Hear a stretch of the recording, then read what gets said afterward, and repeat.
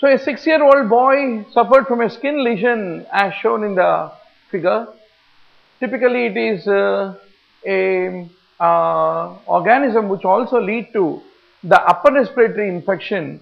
So what is that organism? So it is a scalded skin syndrome which is typically caused by the staphylococci. So this is basically the rhizopus. The rhizopus is filamentous branching hyphae that generally has got lacked the cross walls, is what you need to identify. There is a fatal hemorrhagic fever caused by this organism. This organism is the Ebola virus.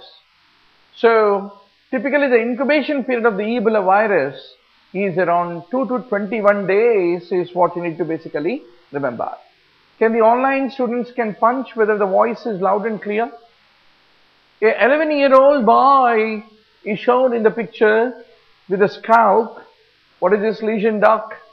It is a tinea capitis, and the line of treatment for tinea capitis would be the administration of oral grisofulvin, as all of you know very well. You know that tinea versicolor is caused by Malassezia furfur. There you will be using the selenium sulfide shampoo is what you need to remember. Now, what is this organism in the photograph which has been used as cloning the vectors in the genetic manipulation? So basically it is a virus, it causes transduction and it causes lysis of bacteria and it represents bacteriophage is what you need to remember. Now a person has travelled to this geographical area and he suffered from fever, headache, vomiting, confusion and difficulty in moving 10 days after having a mosquito bite. So classically this is a case of Japanese encephalitis, is very prevalent in the Southeast Asia. A person has travelled to Southeast Asia with fever, headache, vomiting, confusion and had mosquito bite, and this animal is basically the vector. So it is an amplifier. So it is a Japanese encephalitis where the pigs act like an amplifying host is what we need to remember. Very good. Thank you, Priya, to say that the voice is loud and clear. So next week you have November, AIMS November, a very prestigious exam on Sunday. So on Tuesday morning, let's have a review of the questions what have been asked in the AIMS based on the recall. So that is a very good preliminary exam which most of the aspirants take. And on the uMedico app, every day we are going to introduce 30 image based questions, free questions, and the topper of the questions, that day's question paper, will get a free video library access for about 6 months. So try to download the uMedico app and try to take a mock test, and you can also interact with other students. Now the transmission chain as shown in this photograph typically is with which infecting dermatophyte. So classically the Tinea verrucosum is called the cattle ringworm virus, and it is the one which is largely responsible for the fungal skin disease in the cattle is what you have to basically remember. Now what is this type of electrophoresis which is based on the reaction with the antibodies is basically called as? It is called the rocket immunoelectrophoresis, which is a one-dimensional qualitative immunoelectrophoresis is what you need to remember. A 50-year-old patient undergoing splenectomy, and from there is this pneumococcal vaccine is prepared from. It is a capsular polysaccharide from which the vaccine is basically prepared. A patient is having skin ulcers, fever and low count of RBCs, enlarged spleen, and he was bitten by the sandfly, and what you are seeing is basically a pro-mastigote phase of leishmania, and it is visceral leishmaniasis that the patient is suffering from. And in order to treat visceral leishmaniasis, we don't use cyclosporin. All the remaining drugs are effective in management of the visceral leishmaniasis. Now, what is the type of graft where Hanuman donates to Lakshmana? What is that typically called as? It is called the xenograft. Is what you need to remember. It is another species from which you get the organ. Now, Naegleria fowleri, what is this stage that you are seeing? So, it is the amoeboid form of Naegleria. What is the main reservoir of the Balantidium coli? It is a pig which is the natural host of Balantidium coli. So, what is this virus which looks like a space vehicle? So, it is the adenovirus which typically has got a space vehicle like appearance is what you need to appreciate. Note this culture media which is slanted typically. So, it is the Loeffler serum slope and it is used for the culture of the Corynebacterium diphtheriae, and it is an example of an enriched medium is what you have to basically remember. Now, the terminal part of the urine is being collected in, this is the typical appearance of the urine. So, terminal hematuria is a typical feature which you see with cystosoma hematobium is what you need to remember. Now, what is this method that you are seeing? It is a culture technique for the larval stage of the nematodes, which is basically called the slant culture method is what you have to remember. So, what is the selective media which is being used for gonococci? So, it is the Thayer-Martin medium which it contains, Thayer-Martin contains the chocolate agar along with the antibiotics is what you need to basically remember. Now, when did the WHO declare smallpox being eradicated? It is 1980. Now, a 65-year-old comes with a crushing pain for the first time and PDCA findings have been shown to you. So, the question is, angioplasty is being carried out. So, what is the most likely area to show the changes? So, what you are seeing here is left circumflex artery which is being occluded, and that will lead to a lateral infarct.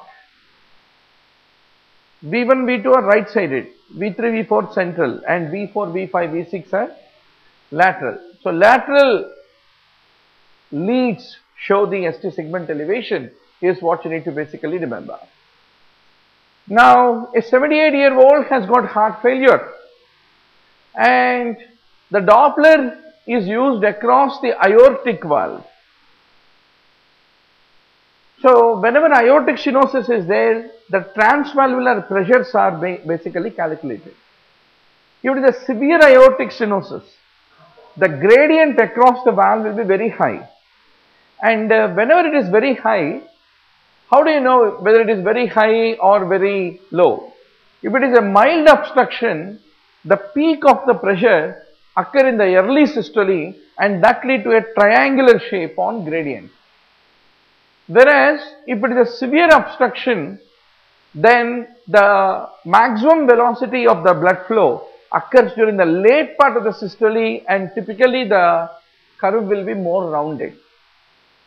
So, that is how you look at it and decide whether it is a mild or severe. So, it is much more curved. If you look here, it is much more curved rather than being triangular. So, that is the reason there is a severe aortic stenosis lead to pulmonary edema, and that lead to bilateral basal crepitations is what you need to basically remember.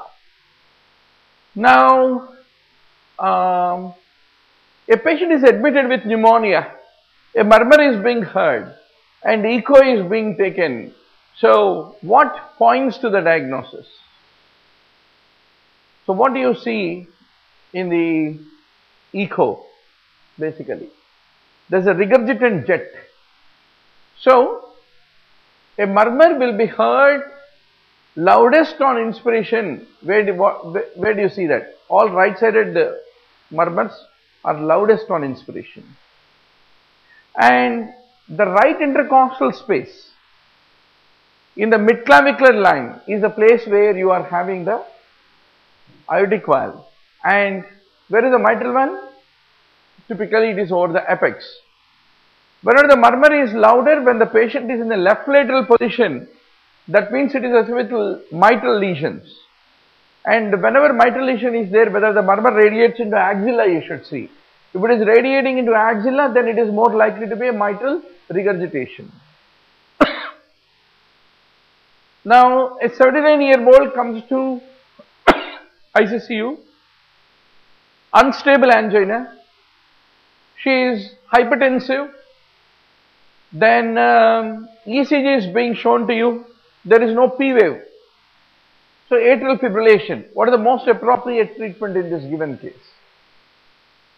So, fundamentally, whenever a patient of atrial fibrillation is there, you need to take a decision whether to start anticoagulation or the anticoagulation is not needed.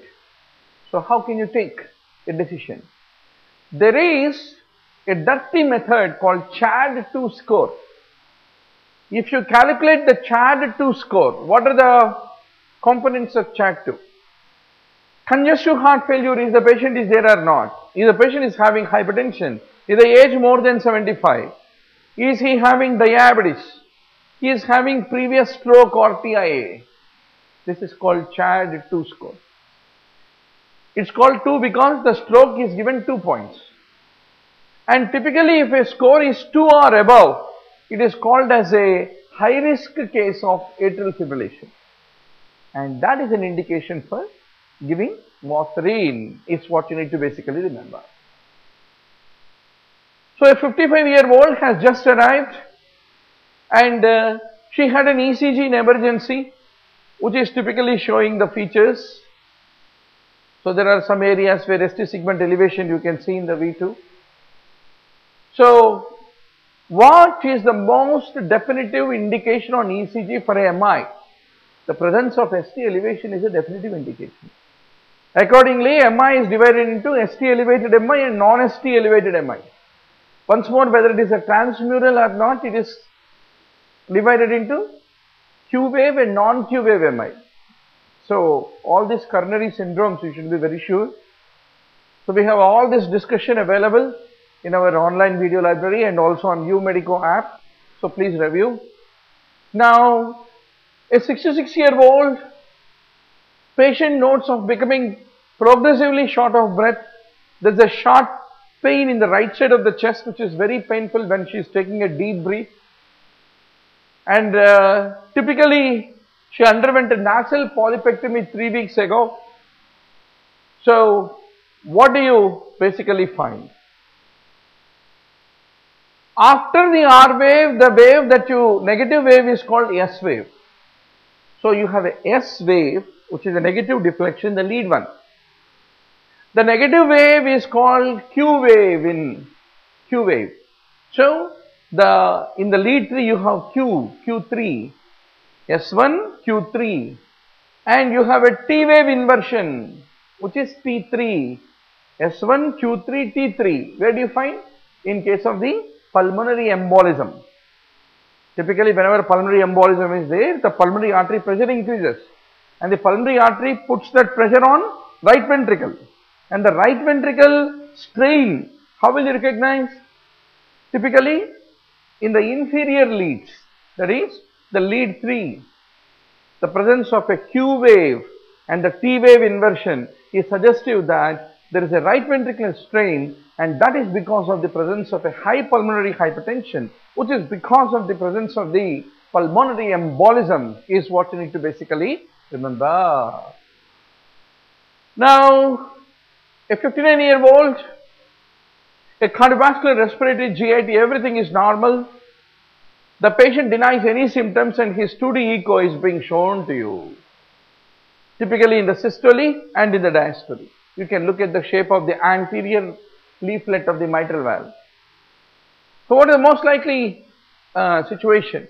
So what you have is, from the left atrium, the mitral valve leaflets are prolapsing, and it is an example of a mitral valve prolapse, which is typically called Barlow's syndrome, is what you need to basically remember. So typically MVP, the mitral valve prolapse looks like this, the valves in the systole, anterior and posterior leaflet, and typically in the diastole, how do they look like? So there is a coaptation, but in systole there is a prolapse. So that is typical of the mitral valve prolapse, is what you need to basically remember.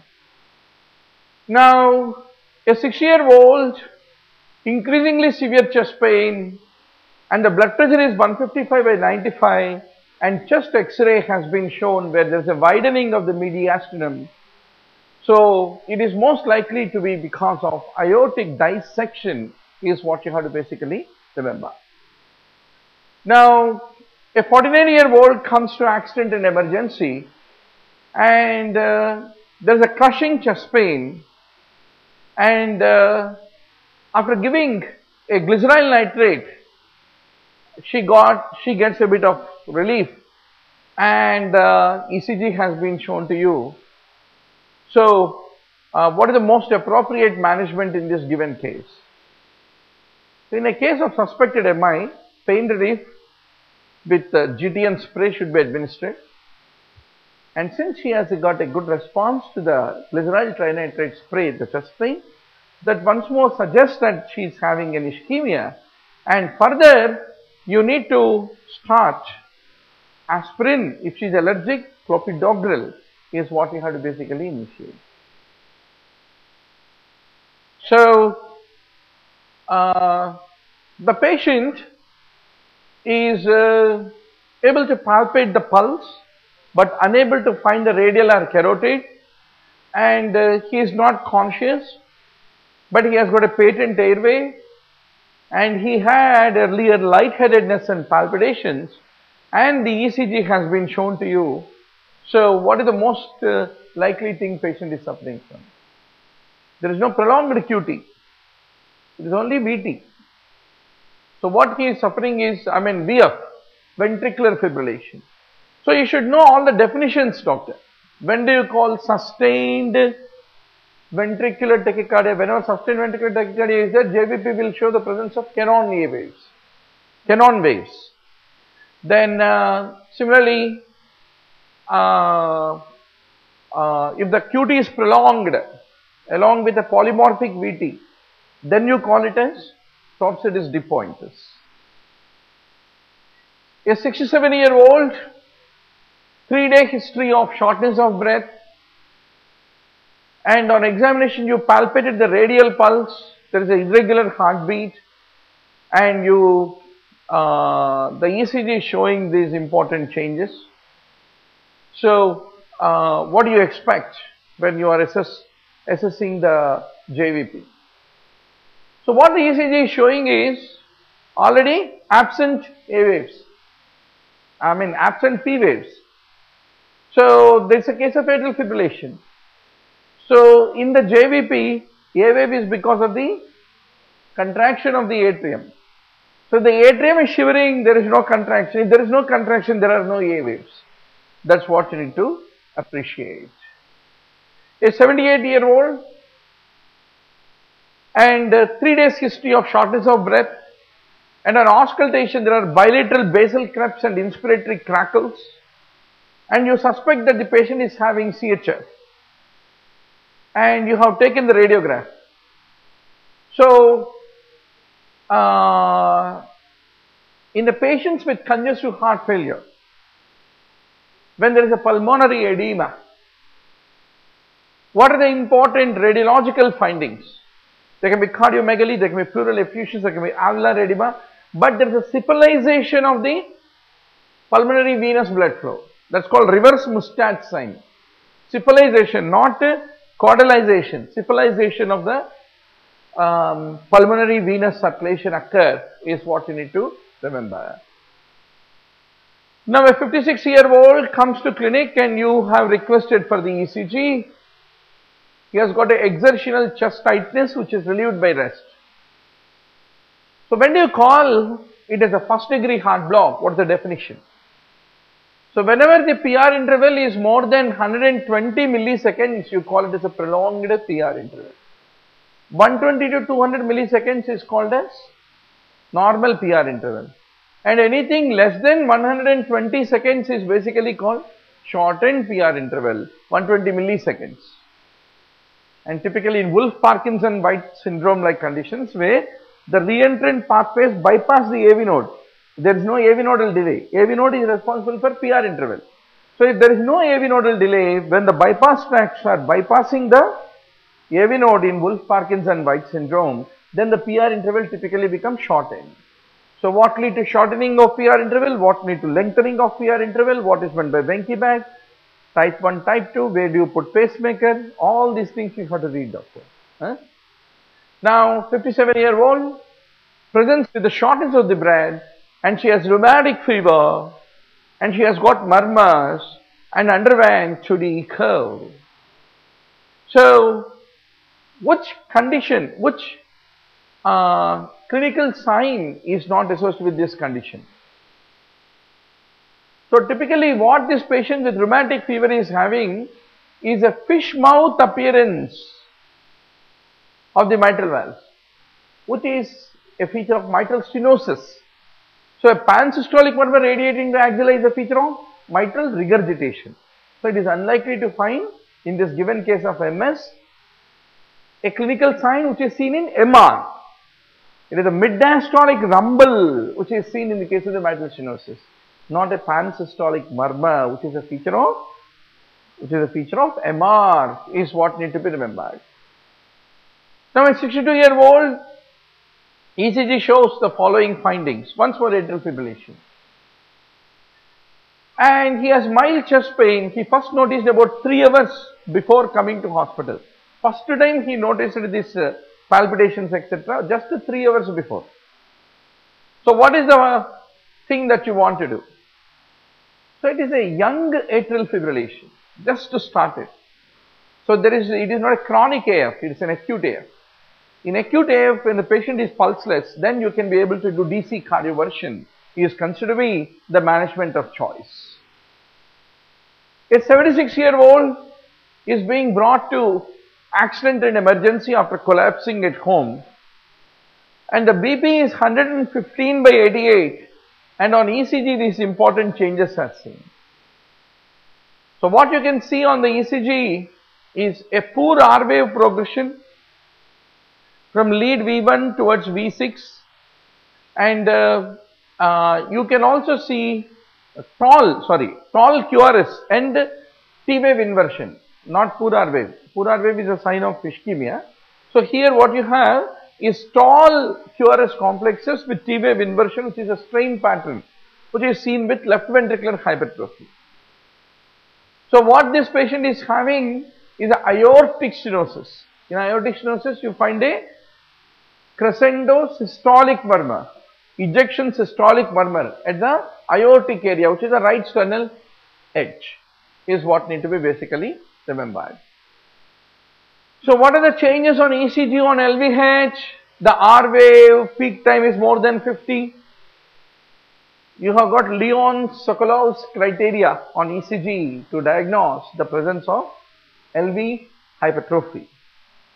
ST elevation, prominent U waves, left axis deviation, they are all the features of the aortic stenosis, left ventricular hypertrophy. A 56-year-old, his pulse rate is 120 and the ECG reveals the changes here. He is having 2-hour history of central chest pain radiating towards his left arm. So what is the most likely coronary vessel which is being affected? So fundamentally, you should know in which leads you should look for the ST segment changes in case of right coronary artery occlusion, left coronary artery occlusion, circumflex artery occlusion, where the lateral leads will show in case of circumflex, right? And whenever inferior wall infarct is there, 2-3 AVF are the 3 leads where you find the changes. That's what you need to basically understand. So the patient who has circumflex will show in V5, V6, and in leads 1 and avial. Those who have an infarction in the left hand descending will show V1, V2, V3, V4. The posterior descending artery, whenever is affected, it is the one which supplies the right sided leads V1, V2, which are anterior. So that's how tall R waves will be found in the V1 and V2. So that is how. So there is a 3 hours, learn ECG in 3 hours. We have delivered a video which is available free on the YouTube also. You can go through the big jungle of our channel where 1000 videos are there, 20,000 subscribers, 3 million views. We are living on the top of the world. So sometimes difficult to search in the YouTube video list. But uMedico, we have got a clear video available. So please review that. Now the patient is having papilledema. So presence of papilledema makes it a hypertensive urgency.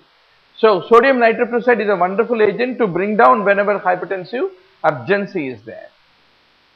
A 16-year-old mid-systolic murmur, and there is a left ventricular hypertrophy, and the chest X-ray is being shown where there is a inferior rib notching, which is a feature of coarctation of aorta. A 16-year-old, and typically echo is showing hypertrophic obstructive cardiomyopathy, and you can see the presence of a septal hypertrophy in his given case. So what is the most important complication of this? So there is an apical VSD also along with the shunt happening into the ventricle. So whenever VSD is there, it is a high risk lesion for the development of endocarditis, is what you have to basically understand. A 52-year-old is having a persistent left loin pain, BP is 150/95, and both kidneys appear to be enlarged, and urine dipstick test is there which is showing hematuria. Ultrasound is showing polycystic kidney disease. So what is the most important investigation you want to do? You need to do the ultrasound of the urinary tract in order to evaluate a given case of polycystic kidney disease. Urinary tract ultrasound is the least invasive way by which you can be able to evaluate the patient. Now the ECG is being shown to you, and a 61-year-old man, troponin levels are not elevated, and he has already been on oxygen, aspirin and nitrate. MONA, morphine, oxygen, aspirin, nitrate, right? MONA therapy for ischemia, acute coronary syndrome, you should be very sure about. So what is the next best step that you want to do? So fundamentally you need to take a call whether to give streptokinase or not. Unless ST segment elevation is not there, unless troponin is not elevated, it's not correct to give thrombolytic. But low molecular weight heparin, yes, is very much required. So you need to be doubly sure and revise. How do you manage the different acute coronary syndromes is one of the favorite questions of the examiner. Now a 40-year-old is suffering from dyspnea, palpitations for the second time in the same year, and her ECG is being shown to you. And what is the best next step that you want to basically do? So the clinical history is suggestive of a thrombophilic condition. If you can review the story, she is having dyspnea, palpitations in the same year second time, and she is not on any current medication, and she is now asymptomatic, but her first ECG is typically showing the features of a embolic episode. So that is the reason you need to do a thrombophilia screen is what you need to basically remember. A 32-year-old mid-diastolic murmur underwent the ECG, and what is the most important thing that you want to do? So whenever mitral stenosis is there is a enlargement of the atria, and there are certain ECG changes like P mitral that you see in case of the mitral stenosis. So in this given case, there are not much of changes. It's a normal ECG. So in a typical mitral stenosis, you should evaluate the severity of the mitral stenosis, and to do that, you will be doing echocardiography. There is severe chest pain after lifting heavy cases, and he is distressed and sweaty but not nauseated, and he underwent ultrasound of the abdomen. And what would you like to consider in his given case? So aortic dissection, especially in case of a person having chest pain. And what is the age group of the patient, doctor? Typically the age group is 46, relatively younger, and there is an aneurysmal dilatation that you can see, so you need to evaluate aortic dissection. Now, a 49-year-old presents with an increasing shortness of breath. There is a decrescendo diastolic murmur along the left sternal edge, and the 2D echo is showing the typical findings of aortic regurgitation. So, early diastolic murmur in a neo-aortic area. Aortic area is right intercostal space on the second side, but neo-aortic area is third left parasternal area. Intercostal space is neo-aortic area. So there a early diastolic murmur, which is like a respiratory sound. It has similar frequency like respiratory sound. Lup, lup is what you will listen.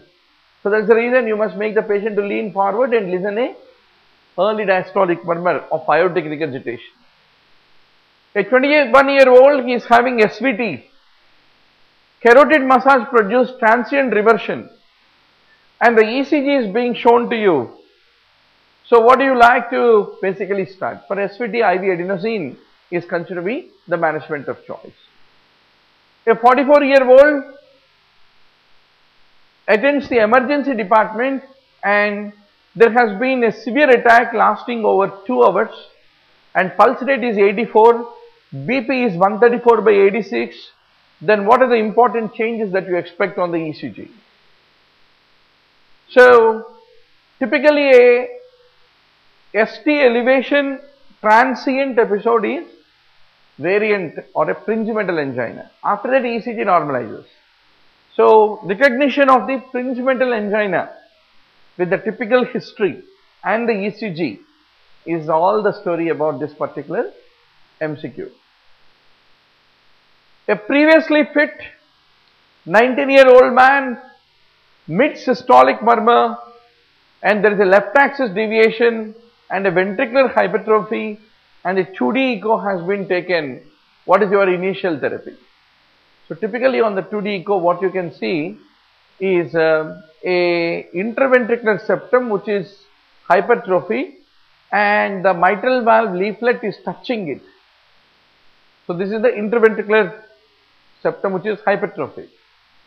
So beta blockers are the management of choice, so that you decrease the heart rate and increase the diastolic filling time, with which the heart chambers get stretched, and the touching between the intraventricular septum and the leaflet will decrease, and that will enable the free blood flow.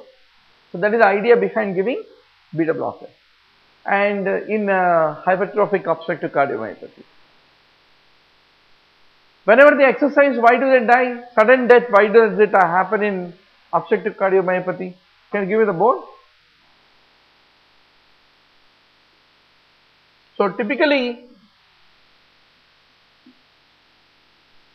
you have a aortic outlet from the left ventricle, then you have the mitral valves, and you have a intraventricular septum which is hypertrophy. If it is so much hypertrophied, then this mitral leaflet will come and prevent the flow of the blood into aorta. So whenever you give beta blocker, you slow down the heart, and whenever you slow down the heart, the filling of the ventricle will increase and the chamber size will increase and the touching will decrease and the flow become increased. But whenever you are exercising, heart rate increases, diastolic filling time decreases, less filling will cause smaller chamber is having greater crowding between the mitral leaflet and the interventricular septum, and the flow becomes impeded. So that is what you need to basically remember when it comes to hypertrophic cardiomyopathy. A 45-year-old on ECG, low voltage, especially in the limb leads, and the chest X-ray shows the important findings as what you can see here. So what is it consistent with? So typically it's a case of pericardial tamponade, and it will show Kusumal sign, where on inspiration we expect the blood to flow into the heart and the JVP to collapse. But if the JVP is not collapsing in spite of inspiration, means the flow to the heart is stopped. And what stopped it? It is the pericardial tamponade which is pressing the heart and not letting any flow of the blood into the heart. He is responsible for the development of Kusumal sign, is what you have to basically remember. A 71-year-old with congestive heart failure, and his pulse rate is 53, irregular, and blood pressure is 128, and a yellow vision he is seeing. If you go to Nagpur, lot of yellow lights are seen even if you don't take digoxin. And whenever you go to railway station areas, all are that yellow bulbs only typically, right? But digoxin is responsible for yellowing, xanthopsia, is what you need to basically remember. 29-year-old, the ECG confirms the diagnosis of atrial fibrillation, and what is the common underlying cause for the development of atrial fibrillation? Thyrotoxicosis. So you need to get the thyroid function test to be done. A 58-year-old, the ECG is being shown to you, and what would you recommend in this given case? So the image is showing Andreval MI. So where do you see Andreval MI? The presence of Q waves. The negative waves are then the Q waves. Lead V1, V2, V3 means they are the old MI. Changes are being shown. So one of the ways that you can prevent, there is a strong clinical evidence to show that there is a preventive role if you happen to start the omega-3 fatty acids, is what you have to basically remember. A 25-year-old with mitral valve collapse with a low-grade fever with the night sweats has undergone dental procedure and typically is showing the lesions which are typical of Osler's nodes. Which is painful? Osler is painful. Painful os, you can remember, right? So blood culture is the single most important confirmatory diagnosis of the infective endocarditis, is what you need to basically remember. A symptomatic 31-year-old underwent 2D echo and ECG is typically showing no further information, and 2D echo is typically showing the features. So what is that you want to do in this given case? So it is a mitral valve collapse which is being shown to you once more, right? So that is the story.